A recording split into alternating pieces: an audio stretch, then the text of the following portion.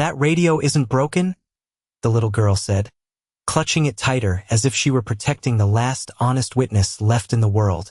People just stopped listening to it. The Saturday Veterans Flea Market buzzed beneath rows of faded American flags fluttering in the late autumn breeze outside Columbus, Ohio. Old field jackets, weathered helmets, dented coffee mugs, and forgotten photographs filled folding tables that stretched across the parking lot of the community hall. Some people came searching for history. Others came searching for bargains. A few came hoping to leave painful memories behind. Malik Reed came because repairing old electronics paid enough to keep the lights on in the small apartment he shared with his 12-year-old son. His repair table was simple. A folding chair, a soldering station, a toolbox worn smooth from years of honest work, and a handwritten sign that read, "Small repairs. Fair prices." He had already fixed 2 hearing aids, a cassette player, and an old desk lamp before the voices across the aisle pulled his attention away. "Ma'am," the white vendor said with a patient smile that never reached his eyes. "Your grandpa signed the paper. This thing's worthless. It belongs in the scrap bin." The girl stood no taller than the radio resting against her knees. Her curly hair peeked out beneath a knit cap, and tears shimmered in determined eyes she refused to lower. "He didn't sell it," she answered quietly. "He thought you were checking how much it was worth." A few shoppers slowed their pace. Some looked sympathetic. Others kept walking. Nobody wanted to argue over an old military radio covered in rust and dust. "Sweetheart," the vendor replied gently, almost kindly. "Sometimes old soldiers remember things differently." That sentence settled over the crowd heavier than the November air. Malik finished tightening the final screw on the hearing aid already resting in his hand before looking up. The elderly veteran smiled as the tiny device whistled to life. "Can you hear me now?" Malik asked. The old man laughed softly. "Better than I have in years." Malik handed it back with both hands before turning toward the argument. He never walked away from someone who was already depending on him. The girl was still hugging the radio when he knelt a respectful distance away. "May I take a look?" he asked. She hesitated only a second before nodding. "My grandpa says it still has someone's voice inside." Several people chuckled. The vendor shrugged dramatically. "See? That's exactly what I mean." Malik didn't answer him. Instead, he rested 2 fingers lightly against the side of the metal cabinet. It felt colder than the autumn air should have allowed. Then he heard it. Click, click, click. 3 tiny mechanical taps echoed from somewhere deep inside the radio. No batteries. No power cord. No electricity. Just 3 perfectly spaced clicks. His eyes narrowed almost imperceptibly. He tilted the radio toward the afternoon sun. One screw near the back panel didn't match the others. Someone had replaced it years ago with a military-grade fastener no civilian repair shop would normally use. His thumb brushed across the leather-carrying strap where years of wear had almost erased a tiny hand-carved word. "Raven." The little girl noticed him tracing the letters. "Grandpa always rubbed that spot," she whispered. "He said names disappear if nobody remembers them." Malik looked up at her, then back at the radio. "Sometimes," he said softly, "machines remember longer than people do." Across the market, applause erupted as retired General Adrian Cross arrived for the annual Veterans Fundraiser. Volunteers greeted him warmly while photographers gathered nearby. He smiled politely, shaking hands with old friends, until one quiet word drifted through the breeze from the opposite side of the market. "Raven." The general paused for only a heartbeat before continuing forward. It had been decades since anyone had spoken that name aloud in his presence. Surely it was coincidence. Surely it was just another old military nickname buried in forgotten equipment. Behind him, the white collector studying the exchange stiffened almost too quickly. Before anyone had opened the radio, before anyone had mentioned hidden compartments or missing parts, he folded his arms and muttered under his breath. "There's nothing inside. That box worth saving." Malik slowly raised his eyes toward the man. He hadn't asked what might be inside. He hadn't suggested there was anything hidden at all. The collector realized his mistake a fraction too late. Neither man spoke. The market noise faded beneath the distant flutter of flags overhead. Malik carefully turned the radio once more, and from somewhere deep within the silent metal shell, a faint burst of static crackled to life. Then, barely louder than a whisper, a single unfinished word escaped the speaker. "Hold!" The tiny whisper disappeared as quickly as it had arrived, leaving only silence hanging over the repair table. Nobody spoke for several long seconds. Then Victor Shaw smiled with practiced confidence and folded his hands behind his back. "Static can sound like almost anything if someone wants it to," he said calmly. "There is nothing unusual about an old military radio making strange noises." Everett nodded immediately. "Exactly. That thing has been sitting in a garage for decades. It is worth more as scrap metal than as a working radio." Nia hugged the radio tighter, her small shoulders trembling with frustration rather than fear. "You did not even listen," she whispered. "You already decided." Malik rested one hand lightly against the side of the cabinet before looking at her instead of the adults arguing around them. "May I open the back panel?" he asked. "Only if you want me to." The girl looked down at the radio, then toward the entrance of the flea market where her grandfather had gone to sit after feeling tired. She nodded. "Please do not let them throw it away." Before Malik could reach for his screwdriver, Victor stepped forward holding a folded piece of paper. "Actually," he said politely, "there is a small problem. According to this receipt, the radio already belongs to me." He unfolded a sales form with Isaiah Brooks's shaky signature at the bottom. Everett pointed toward the page. "Everything was done legally this morning." A few shoppers leaned closer. The situation suddenly looked much less simple. Nia stared at the paper before shaking her head. Grandpa thought he was signing a price estimate. Everett sighed. Dramatically. "Sweetheart, your grandfather seemed confused. We were only trying to help." Malik accepted the paper without commenting. He read every line carefully instead of reacting emotionally. The date was correct. The serial number matched the radio. The amount listed was $15. But something bothered him immediately. The witness signature and Isaiah's signature had been written with exactly the same shade of blue ink. Even stranger, the handwriting pressure looked almost identical. He quietly placed the document back on the table. "May I photograph this?" he asked. Victor smiled. "Of course. I have nothing to hide." Malik photographed the front and back of the receipt, then photographed the radio from every angle before touching a single screw. He also photographed the serial number, the unusual replacement screw, and the worn leather strap marked with the nearly invisible word Raven. Every action was slow, careful, and deliberate. "Why are you taking so many pictures?" Everett asked with a forced laugh. Malik answered without looking up. "Because memories change. Photographs usually do not." At the other end of the market, General Adrian Cross continued greeting veterans. Yet his attention drifted back toward the repair table again and again. Something about the young father's patience reminded him of military technicians he had trusted long ago. They never hurried. They never guessed. They verified. Denise Ward, the event manager, finally approached with a welcoming smile that seemed designed for newspaper photographs. "Gentlemen," she said pleasantly, "I think we can settle this quietly. Mr. Shaw purchased the radio. There is no reason to create unnecessary confusion during a charity event." Malik stood without raising his voice. "I am not questioning ownership yet. I am asking for 30 minutes to perform a non-destructive inspection before anything leaves this table." Denise hesitated. "There is a fee for extended equipment evaluation." Malik reached into his wallet. Inside were only a few folded bills, money he had set aside to buy dinner for himself and his son after closing time. Without hesitation, he counted out the required amount and placed it on the table. Nia looked up at him. "You do not have to do that." He smiled gently. "Some things are worth more than dinner." Victor watched the exchange carefully.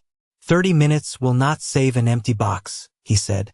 Then, almost absent-mindedly, he added, "Even if there is an old recording inside, magnetic tape does not survive that long."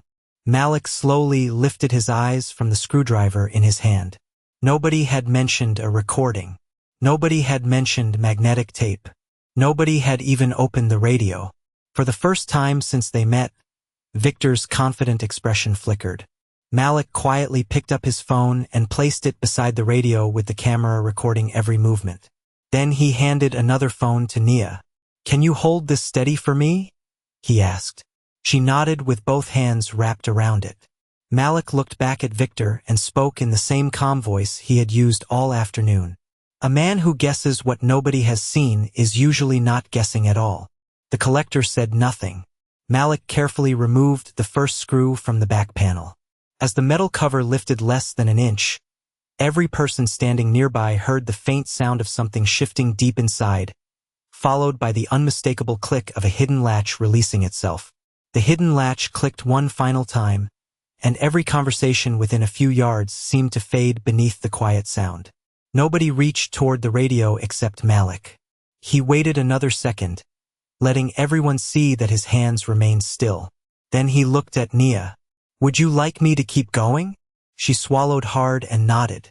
"Grandpa always said the truth should never be rushed." Malik smiled gently. "Your grandfather sounds like someone I would have liked to work with." Using a small precision screwdriver from the worn leather roll inside his toolbox, he loosened the remaining screws one by one. He placed each screw in a neat row on a clean white cloth instead of dropping them onto the table. General Adrian Cross watched from several yards away without interrupting. Old habits never disappeared. The careful order of every movement reminded him of technicians who understood that the smallest mistake could erase history forever. As the back cover lifted farther, Malik stopped again. The inside of the radio looked nothing like the factory diagrams he remembered from old service manuals. Someone had modified it decades earlier. A thin blue wire crossed the circuit board where no blue wire should have existed. One transformer had been replaced with a military component instead of a civilian part. Even more unusual, a section behind the speaker had been covered with a thin metal shield attached by hand instead of machine. Everett laughed nervously.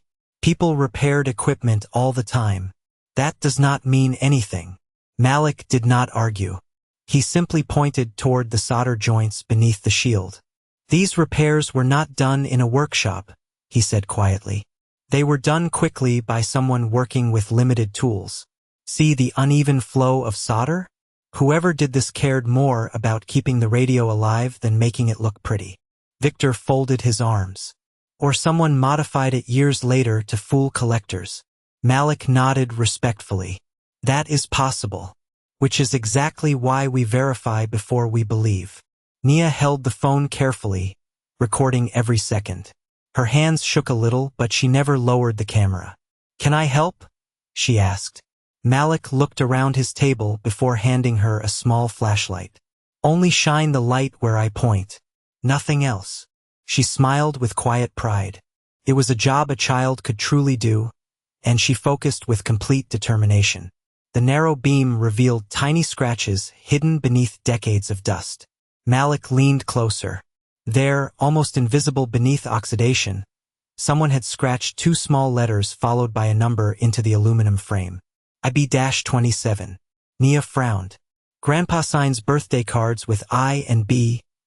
Isaiah Brooks. Malik looked at her without excitement, only curiosity. Maybe it belongs to him. Maybe it belongs to someone else with the same initials. We will not guess. General Cross stepped closer for the first time. "May I see that marking?" Malik carefully rotated the radio without disturbing anything inside. The general studied it silently before looking back toward the old photographs displayed at a nearby veterans exhibit. Something tugged at a memory he could not quite reach. Victor interrupted before the silence lasted too long. "Initials prove nothing." Malik agreed immediately. "You are right. Initials alone prove nothing." That answer caught Victor off guard. He had expected an argument, not agreement. Malik reached beneath the table and removed a small adjustable power supply no larger than a lunchbox. He connected 2 fine testing leads but stopped before attaching them. "I am not turning the radio on," he explained. "The original power circuit may damage whatever is hidden behind that shield." If there is magnetic media inside, applying full voltage could destroy it. Nia looked confused. Malik picked up an old birthday card with a music chip from his spare parts box. Imagine finding a letter inside a balloon, he said gently. If you pop the balloon too fast, you might tear the letter. She nodded immediately. So we have to let the air out slowly. Exactly. The crowd had grown larger now, not because anyone understood the electronics, but because everyone recognized patience when they saw it. Malik disconnected the battery pack from a broken toy radio that his son had planned to recycle for spare parts later that evening. I was saving these wires, he said with a faint smile. Looks like they have a better job today. Victor quietly reached into his jacket pocket. I will give you $500 if you stop right now and hand me the radio. Malik did not even look up. No, 1,000. Malik continued adjusting the tiny voltage dial. No, name your price. Malik finally raised his eyes. It stopped being about money the moment you knew more about this radio than you were supposed to. The collector's smile faded. A soft current entered the circuit. Nothing happened for several seconds. Then a tiny indicator inside the hidden compartment glowed with a weak amber light that had not been seen in decades. Beneath the homemade metal shield, something mechanical shifted almost silently, and through the narrow opening Nia caught sight of the edge of a small reel wrapped in dark brown tape. The tiny, amber light remained steady, glowing beneath the homemade shield like a heartbeat that had refused to stop for decades. Nobody moved. Even Victor Shaw stopped speaking. Malik leaned closer, studying the narrow compartment without touching it again. There is definitely something inside, he said quietly. But if I force it open, we could lose whatever has survived all these years. General Adrian Cross finally stepped beside the repair table. His voice was calm, measured, and carried the quiet authority of a man accustomed to making decisions only after evidence had been examined. What do you need? Malik looked up. Time, and permission to leave it exactly as I found it if I believe opening it would destroy the contents. The general nodded once. That is a reasonable answer. Victor immediately objected. This is still my property. Malik met his eyes without anger. If you truly believe there is nothing valuable inside, waiting a few more minutes should not concern you. Victor did not respond. Instead, he glanced briefly toward Denise Ward, who understood the silent message almost instantly. Mr. Reed, she said with a polite smile, our event cannot become a technical investigation. We have schedules to keep. Malik gently disconnected the temporary power source before answering. I am not conducting an investigation. I am preventing irreversible damage. Denise folded her arms. How can anyone here know you are qualified? Before Malik could speak, General Cross answered instead. Because qualified people are usually the first to admit what they do not know.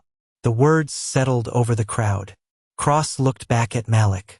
Tell me exactly what you know, and exactly what you do not. Malik appreciated the question. I know someone modified this radio with military components that were not installed at the factory. I know the hidden compartment was designed to protect something delicate. I know applying full operating voltage could permanently damage whatever is inside. I do not know who built it. I do not know when it was modified. I do not know whether the tape, if it is tape, can still be safely read. The general gave the slightest nod. Good. Continue. Victor forced another smile. General, with respect, anyone could build a secret compartment after the war. That is true, Cross replied. Can you prove that happened here? Victor remained silent. Malik carefully picked up a magnifying visor from his toolbox and examined the edge of the hidden shield. Beneath years of oxidation, another detail slowly emerged. Someone had stamped 4 faded numbers into the metal using individual steel punches instead of a machine press. 2, 1, 4, 7. Cross narrowed his eyes. Do not clean it, he said immediately. Leave the corrosion exactly where it is. Malik nodded. I was planning to. Nia looked from one man to the other. Does that number mean something? Cross hesitated. I am not sure. He looked again. But military equipment issued to communications units often carried inventory markings similar to that format many years ago. Malik reached into a small plastic organizer and removed a flexible inspection mirror no larger than a postage stamp. He slid it carefully beneath the edge of the compartment without lifting the shield farther. The mirror reflected only darkness at first. Then, after one careful adjustment, something appeared. Not the entire object. Just the outer edge of a tiny reel wrapped in dark brown magnetic tape. The tape itself looked dry but surprisingly intact. Malik slowly lowered the mirror. "I am not going to play it," he said. Several voices in the crowd sounded disappointed. "Why not?" someone asked. Malik answered gently, "Because curiosity is not more important than preserving evidence." Cross looked at him with growing respect. "Exactly." Victor took one step closer. "Then allow me to transport it to my restoration laboratory. I have professional equipment." Malik looked directly at him. "If preserving it is your priority, why did you try to buy it before anyone knew it contained anything?" Victor's expression tightened for only a fraction of a second before recovering. "I collect military history." "Then you understand chain of custody," Malik replied. "From this moment forward, this radio should not leave public view until every step is documented." Cross quietly removed his phone and placed a call to one of his aides. "Please contact military archives," he said. "I need someone to verify whether inventory number 2147 appears in any surviving communications records." He ended the call and turned back toward the table. "I am still not convinced this changes history," he admitted honestly. "Neither am I," Malik answered. "But history deserves the chance to answer for itself." A cold breeze drifted through the market, stirring the faded flags overhead. At that exact moment, Nia reached into the worn pocket of her grandfather's old jacket, searching for a tissue. Instead, her fingers closed around a tiny brass key attached to a weathered metal tag. Stamped into the tag were 3 simple numbers. 2, 1, 4. The little brass key rested in Nia's open palm, catching the pale afternoon sunlight as though it had been waiting years for someone to notice it. Nobody spoke. Malik looked at the tiny metal tag hanging from the ring. 2, 1, 4. The same 3 numbers that had just appeared inside the hidden compartment of the radio. General Adrian Cross leaned forward without touching the key. "Where did you find it?" Nia held up her grandfather's faded field jacket. "It was inside his pocket. He always wore this when he came here." Malik looked at her carefully. "Has he ever mentioned the number before?" She thought for a moment before slowly shaking her head. "No. But Grandpa always said that if he forgot something important, he would leave himself a way back." Those words lingered quietly over the gathering crowd. Victor Shaw forced a small laugh. "A matching number does not prove anything." Malik nodded. "You are right. It does not." Once again, agreement unsettled the collector far more than an argument would have.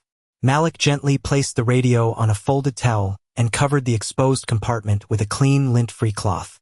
"I am not opening anything else until we understand what this key belongs to." Denise Ward sighed impatiently.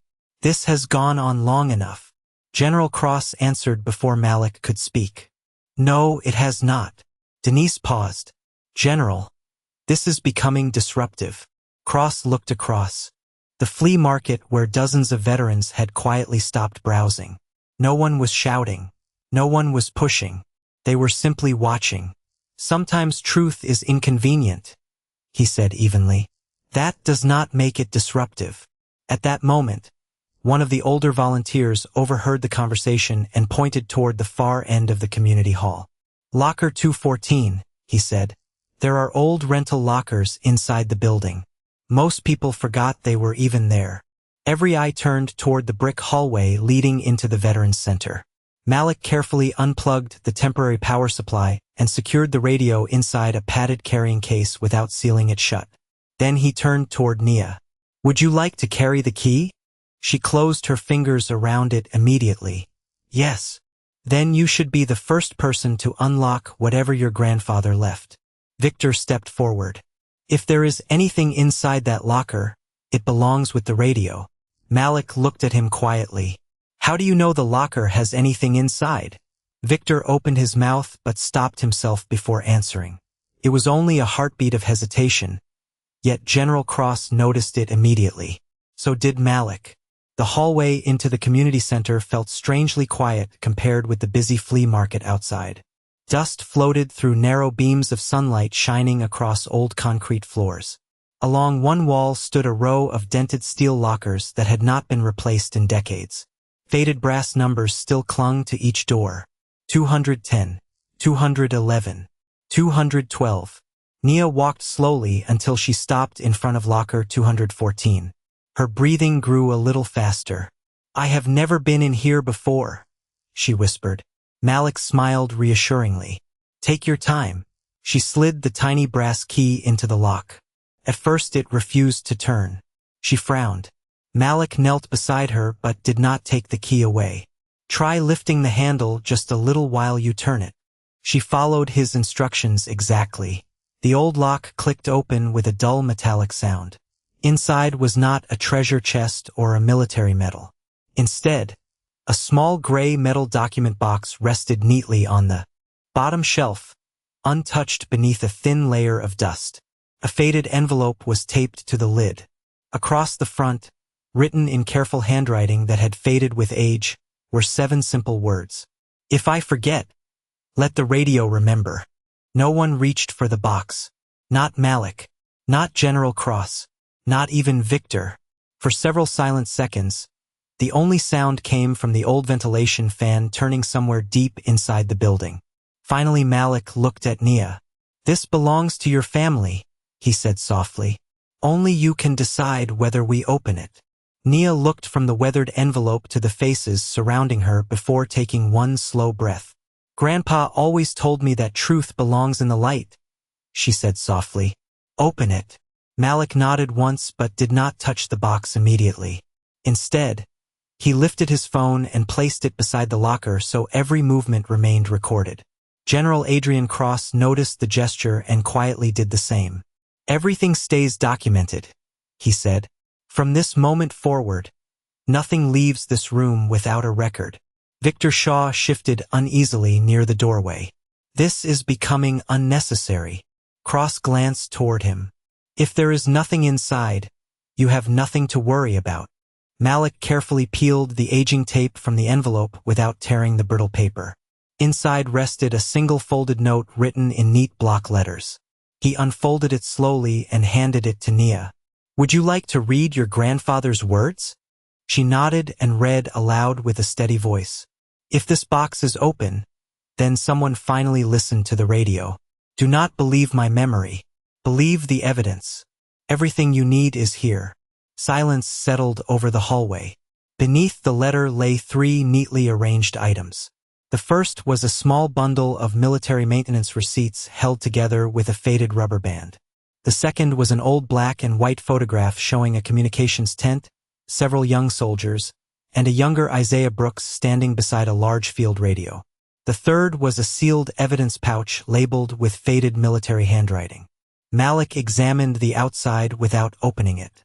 The seal is still intact, he observed. That is remarkable. General Cross accepted the photograph with careful hands. His eyes moved slowly across the faces. One soldier stood near the center, smiling beneath a rain-soaked cap. Cross frowned slightly. That officer looks familiar.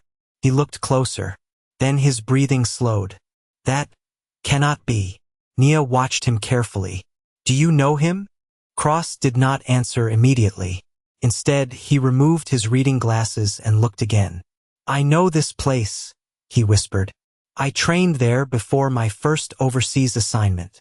Malik spread the maintenance receipts across the shelf in chronological order instead of reading them randomly. Every receipt listed radio repairs completed by specialist Isaiah Brooks.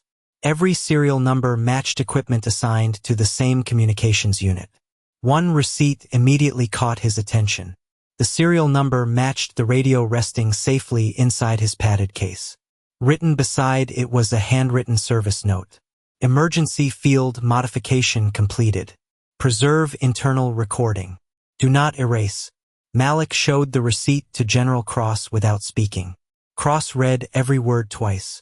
"This is dated 40 years ago," he said quietly. "Long before anyone here would have imagined collectors paying for military equipment." Victor stepped forward. "Old papers can be forged." Malik calmly turned the receipt over. On the back was the faded impression of an official military supply stamp pressed so deeply into the paper that it had left raised fibers visible from the opposite side. "Possible," Malik replied, "but forging paper, ink, aging, and pressure marks this consistently would require extraordinary effort." Denise Ward crossed her arms. "Even if the documents are authentic, they still do not explain the hidden recording." "Not yet," Malik agreed. "Evidence should answer one question at a time." Nia looked toward the sealed evidence pouch. "What is inside?" Malik studied the aging seal. "Whatever it is, your grandfather believed it belonged with the radio." General Cross nodded. "Open it carefully." Wearing a pair of clean cotton gloves from his repair kit, Malik separated the brittle seal without damaging the paper. Inside rested a small handwritten index card and a thin reel adapter designed for miniature magnetic tape. The card contained only one sentence: "Playback only with low-speed archival equipment. Voice begins after calibration tone." Cross stared at the adapter, and something deep in his memory finally connected. "That is not ordinary recording equipment," he said. "Communications teams used adapters like this to preserve emergency transmissions."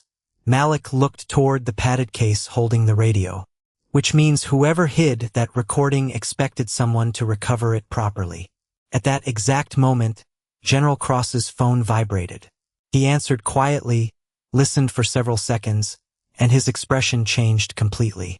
"Military Archives just called back," he said. "Inventory number 2147 was assigned to a communications technician named Isaiah Brooks. His service file contains one unexplained notation. Everyone waited." Cross lowered the phone slowly before repeating the exact words. "Recording classified. Source never identified." The hallway felt even quieter after General Adrian Cross repeated the words from the military archives. "Recording classified. Source never identified." No one reached for the radio. No one reached for the document box.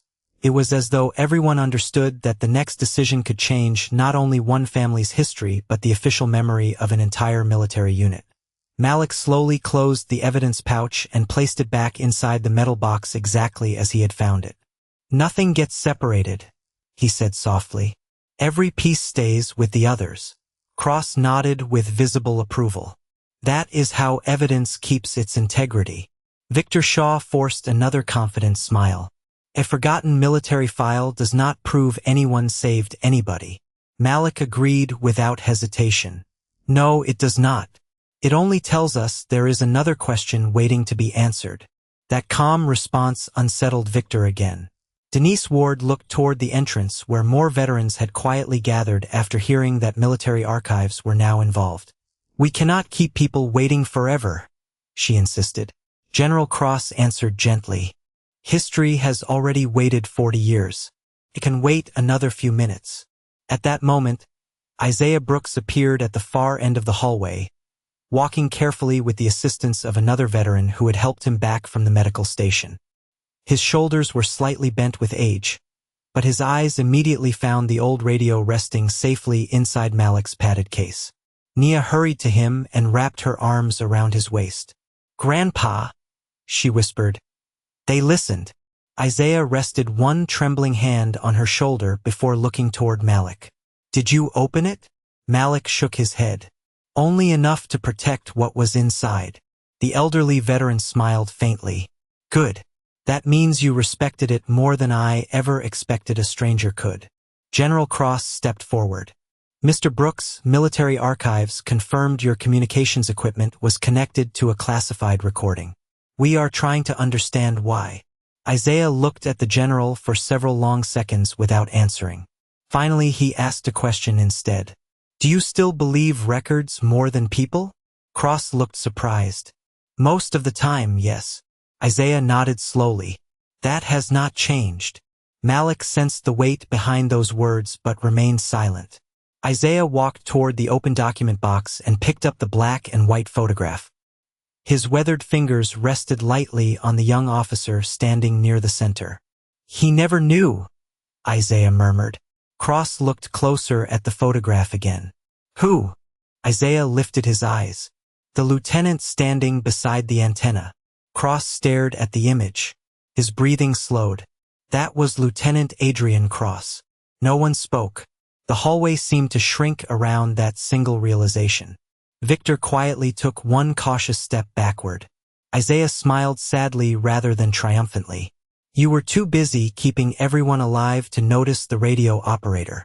Cross looked from the photograph to the elderly man standing before him. "We served together?" Isaiah nodded. For a short time, Cross searched his memory with visible effort. "I remember the communications tent. I remember the equipment failures. I remember hearing a voice over the emergency channel that guided us when every other signal disappeared." Isaiah lowered his eyes. "Then you remember the voice, not the man." The words carried no bitterness, only quiet truth. Malik watched both men carefully. This was not the moment for assumptions. "General," he said gently, "before anyone reaches conclusions, we still need the recording." Cross nodded immediately. "You are right." Victor suddenly cleared his throat. "Even if the tape contains an old transmission, recordings can be edited." Malik turned toward him. "That is possible."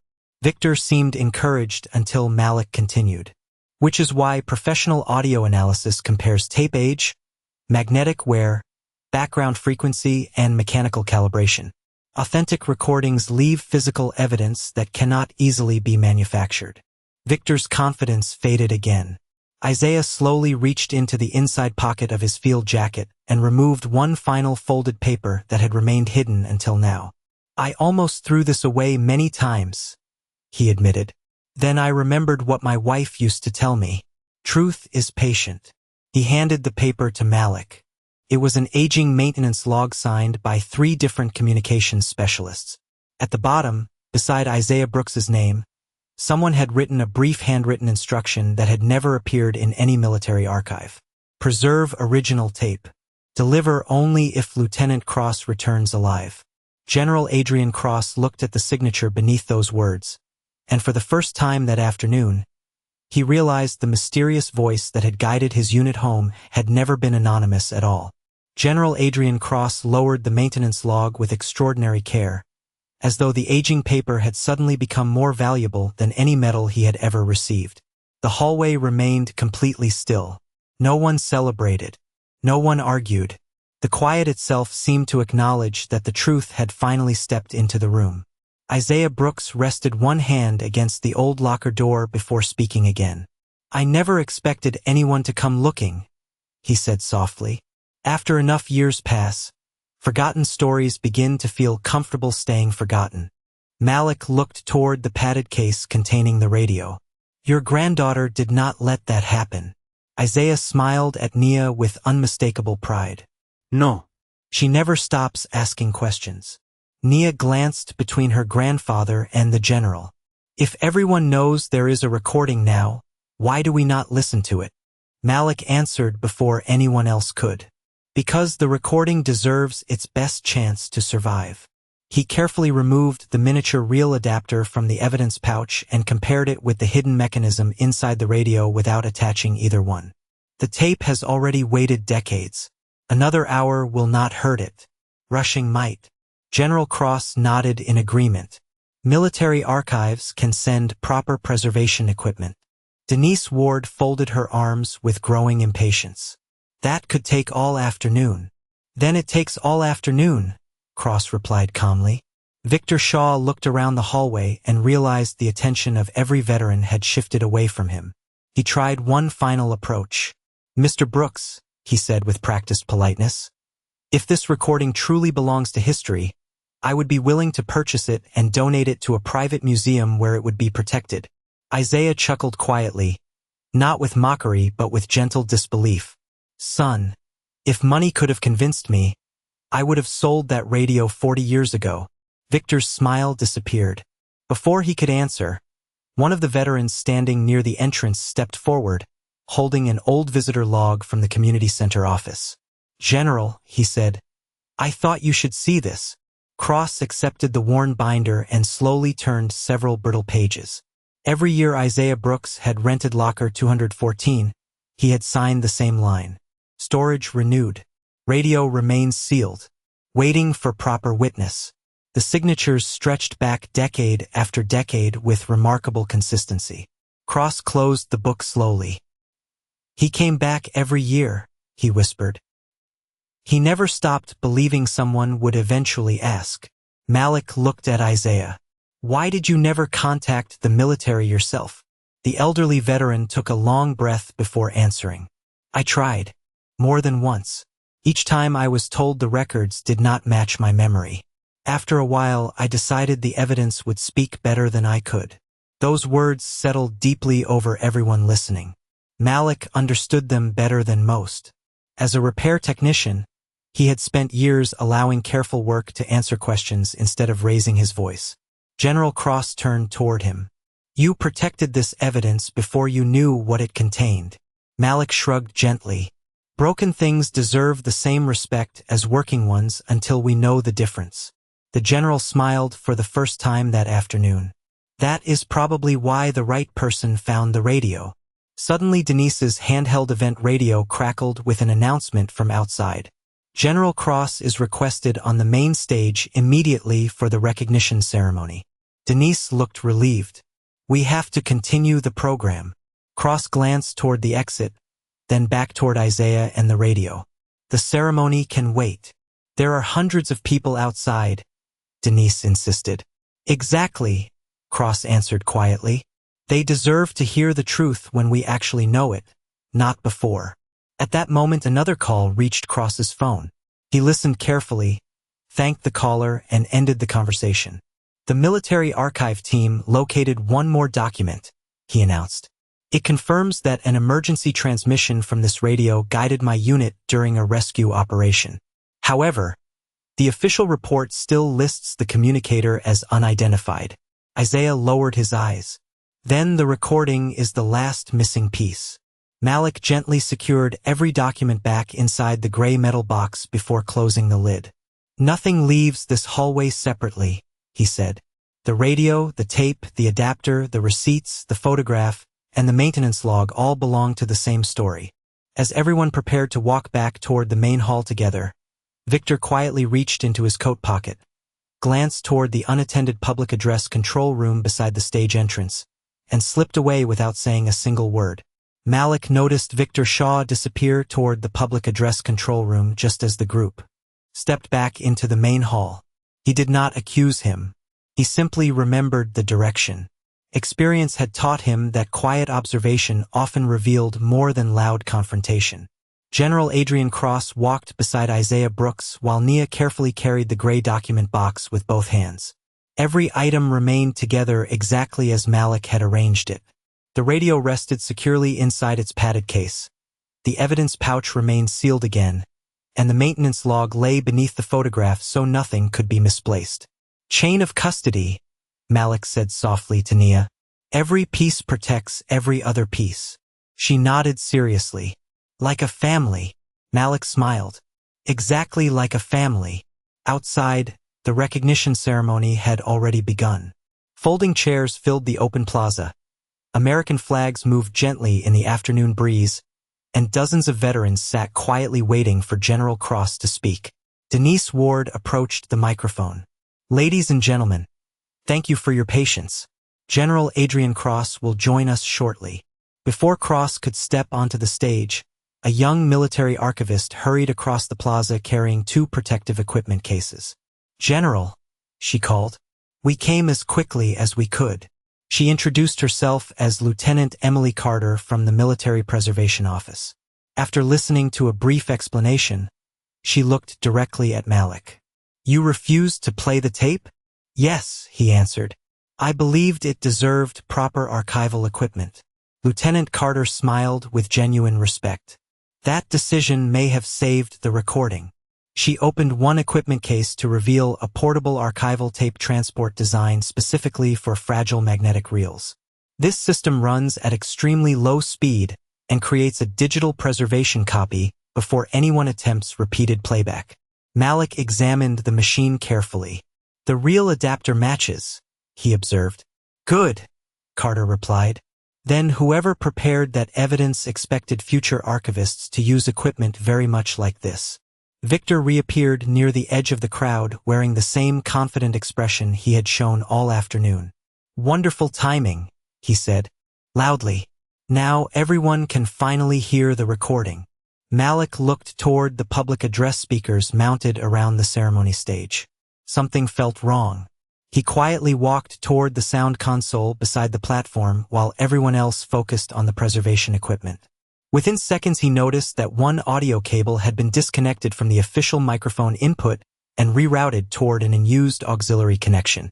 Malik did not react dramatically. He simply traced the cable with his eyes until he found a small portable recorder hidden beneath the control table. General Cross noticed Malik kneeling beside the equipment. Is something wrong? Malik lifted the recorder carefully without pressing any buttons. Someone connected an external playback device to the public address system. Lieutenant Carter immediately walked over. Do not activate it, she cautioned. If someone intended to introduce unauthorized audio, we need to preserve it exactly as it is. Cross turned toward Victor. Do you know anything about this? Victor spread his hands. Of course not. Malik remained calm. I did not say you did. Once again, the absence of accusation seemed to trouble Victor more than any direct challenge. Carter photographed every cable before disconnecting the recorder.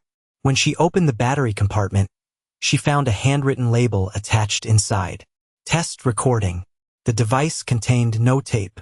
It had never been used. A distraction, Malik said quietly. Someone wanted attention focused here instead of somewhere else. Nia suddenly pointed toward the padded case. The radio. Everyone turned at once. The case remained exactly where Malik had left it, still closed, still locked, and still untouched. Malik gently checked the seals he had placed across the zipper. They remained unbroken. Everything is here, he said with relief. General Cross looked at Victor once more. Whether that recorder belongs to you or not, today has already taught me something important. Evidence speaks more clearly than suspicion.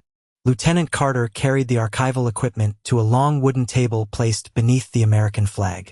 She carefully unpacked soft cotton pads, precision guides, and the low-speed transport. We are ready, she announced. Isaiah Brooks looked at the old radio for a long moment before slowly placing his hand on its worn wooden cabinet. 40 years, he whispered. I hoped this day would come, but I never believed I would live to see it. Malik carefully opened the hidden compartment one final time and, using the miniature adapter from the evidence pouch, gently lifted the fragile brown reel into Lieutenant Carter's waiting hands. As the tiny reel settled onto the archival transport, a faint handwritten marking became visible on the inner hub for the first time. Contained only 4 carefully printed words. Play after Lieutenant returns home.